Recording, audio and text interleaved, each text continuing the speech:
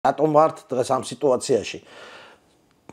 რაც შეიძლებოდა მაქსიმალურად ამ ახალმა სამოქალაქო საზოგადოებამ ჩანასახში მყოფმა, რაც შეიძლება გააკეთა. კი ვამბობთ, რომ ეს 33 წელი დიდი დროა რაღაცა, მაგრამ ადამიანების გონებიდან, ადამიანების გონებაში შესვლა, თვითონ ჰომოსოვიეტიკუსები, რომლებიც გაიზარდნენ, ძალიან რთულია. ჯერ თვითონ უნდა შეიცვალონ და მე სხვა უნდა შეცვალონ. ის პატარა თავიდანვე ხო არ იბადება უკვე მას ზრდის უფროსი თაობა. და თვითონ იქ უნდა მოხდარიყო მე სხვაგან საწავიდე ჩემ თავში იმდენჯერ შევცვალე ჰომოსოვიეტიკუსი და თანდათან მთელი ბრძოლები გადავიტანე და ჩემნაირები ყველა რამდენია ასეთი, ხო უამრავი ვართ ასეთი. რომ გადავაფასეთ ძალიან ბევრი რამ.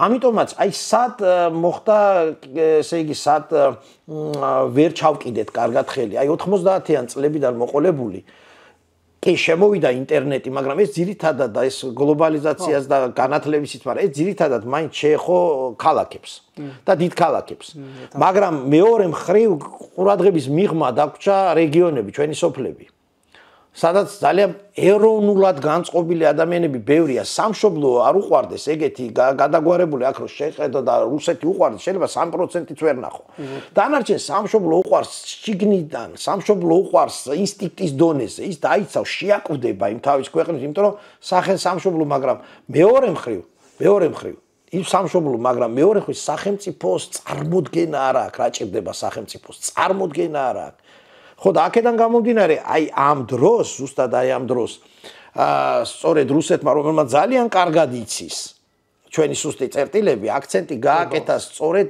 აი ამ კვებაზე ქალაქის ნაწილზე და რეგიონებზე სადაც ეს ნელ-ნელა შედიოდა და აქცენტი გააკეთა სწორედ იმ სოციუმებზე დაყრდნობით რომლებიც მისთვის ყველაზე მთავარი დასაყრდენი არის ასეთი საეროშიც არის და სასულიეროშიც.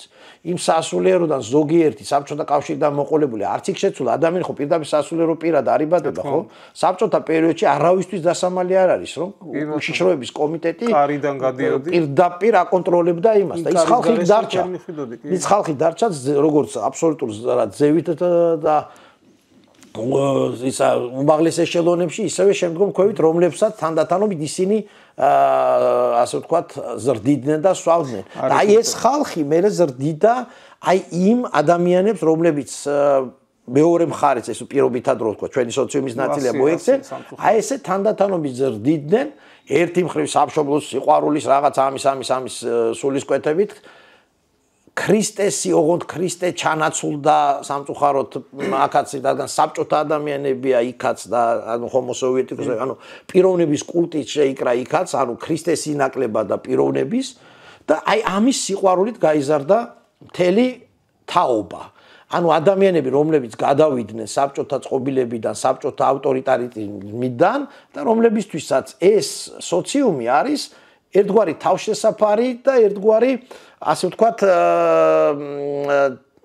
სიმშვიდის წყარო ეძებენ სიმშვიდეს აი სად ნახონ სიმშვიდე იმიტომ რომ დამოუკიდებლობა მოიტანა ერთი მხრივ დამყაყებული სიტუაციიდან გამოგიყვანა მაგრამ მეორე მხრივ იმ ახალ წყობილებაში ძნელია მორგება სულ შფოთვაში ხარ და ამიტომ აი სიმშვიდეს ვინც ეძებდა აი აქ და იქ მიიღო აი ეს რეალური სურათი და აქედან გამომდინარე ის რაც მაშინ მოხდა უკვე 2010-იანი წლების დასაწყისში როგორ შეიცვალა ხელისუფლება და რაღაცა ამას ჰქონდა თავისი ლოგიკური ახსნაც რომ იმ შეცდომებმა რომელიც დაუშვა იმ ხელისუფლებამ დაყვება აი ეს ყველა რომლებისთვისაც ეს სიმშვიდესთან არ ასოცირდებოდა ისა ცვლილებებს ვერ აუწყეს ფეხი პლუს უსამართლოდ დაჩაგრულები თუნდაც კორუმპირებული, მაგრამ მაინც ზედმეტი უსამართლობის მსხვერპლი. ყველა ეს სეგმენტი ერთად შეიკრა მაშინ აი იმ ხელისუფლების წინააღმდეგ. ესე იგი, გადაწონა ის პლუსები იმან, რაც მინუსები იყო დაშვებული და აქედან გამომდინარე ლოგიკური იყო ის რაც მოხდა და პლუს ამას მოდი შევხედოთ რა. ნებისმიერი ხელისუფლება, რომელიც რაღაცა რაოდენობის წლების იქით გადის, უკვე თვითონ იხარშება საკუთარ წვენში უჩნდება განცდა შეუმცდარობის, შეუცვლელობის და ეს ხუპავს მე. ეს რა თქმა უნდა ძალიან, იმიტომ ახლა ამერიკელებს ჩვენ ვერ ვასწავლით და ევროპულ სამყაროს რატომ ხდება ცვლილებები ხშირ-ხშირად და ძველ ათენელებს და ძველ ბერძნებს მით უმეტეს ლამის ყოველწლად ცვლიდა რომაელები. რატომ? იმიტომ რომ არ გაირყვნას. იმიტომ რომ არ გაუჩნდეს შეუცვლელობის და შეუცდელობის განცდა.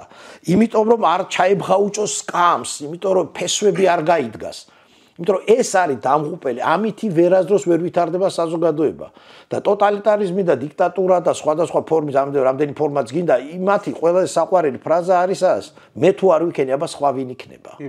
და ეს არის სწორედ, იქ შეიძლება შეცდომა დაუშვას, სხვა აირჩიო, მაგრამ ყოველთვის საზოგადოება ვითარდება მაშინ, როცა ცვლილებაა.